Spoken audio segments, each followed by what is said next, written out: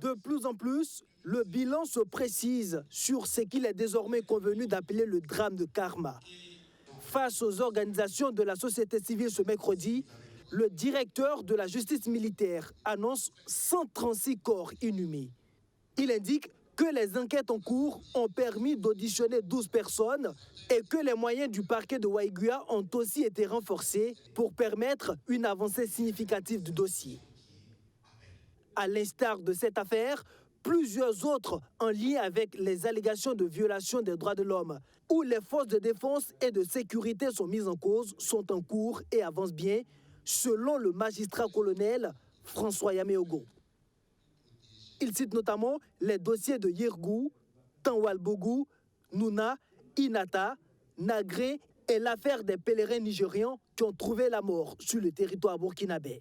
À travers ces précisions, le gouvernement veut rassurer ses leaders d'organisations de la société civile sur son engagement à préserver les droits humains dans ce contexte de crise sécuritaire. Moi-même, je faisais partie de ceux-mêmes qui condamnaient, qui n'étaient pas d'accord. Mais aujourd'hui, j'ai su qu'il y a beaucoup de choses qui se font à l'interne que nous-mêmes, nous ne savons pas. D'où même, je salue même la rencontre d'aujourd'hui. Quand vous prenez ce qui s'est passé à Tawalbougou, ce qui s'est passé même à Karma tout récemment, sur aujourd'hui que le dossier est en cours. Donc, j'apprécie beaucoup et je demande même à tous ceux qui passent les informations ailleurs, sur Facebook, sur les réseaux sociaux, de chercher même à approcher, à comprendre. En plus de la question des droits de l'homme, ces acteurs de la société civile ont aussi été entretenus sur la situation sécuritaire en général, notamment le profil des groupes armés actifs sur le territoire national, les résultats obtenus par les FDS et les mesures prises par l'État. Au titre de ces mesures, l'acquisition de matériel sophistiqué permettant au pays de mieux surveiller son espace aérien. Nous avons actuellement beaucoup de violations de notre espace aérien. Mais on essaie de les gérer en collatéral, en bilatéral. Nous prévenons. Quand les gens disent voilà, on a vu ça, on vous prévient. Et voilà ce qu'on envoie aux gens, souvent des images. Voilà ce qu'on nous envoie. Dieu merci, il s'excuse souvent. Mais on ne sait pas jusqu'à quand ça tiendra. Sachez, il faut être clair là-dessus, il y a vraiment une coalition internationale contre le Burkina Faso actuellement. Et ça, on doit le comprendre. Par rapport à l'île directrice que nous avons pris, il faut qu'on en soit conscient. La rencontre aura duré près de 2 heures d'horloge.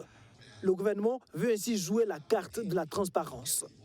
Beaucoup de choses se disent, mais il est bon lorsque nous avons des informations, somme toute de premier mai. Ça nous permet, quand nous sommes en échange avec les populations à la base, quand nous sommes en échange en famille, de mettre certains mots sur les idées qui circulent et d'espérer pouvoir reporter l'information juste. Pour moi, je saisis à travers cette communication un certain état des lieux qui certes est assez difficile. Le contexte est très difficile et périlleux. Ils l'ont dit, c'est le pays qui est en péril. Il y a un appel à l'engagement et à la mobilisation générale. Et justement, sur la question de l'engagement, le gouvernement salue le patriotisme des Burkinabés pour non seulement leur enrôlement au sein des volontaires pour la défense de la patrie VDP, mais aussi pour leur contribution financière à l'effort de guerre. Le ministre de la Défense indique que le Burkina Faso compte prioritairement sur ses propres moyens pour gagner cette guerre.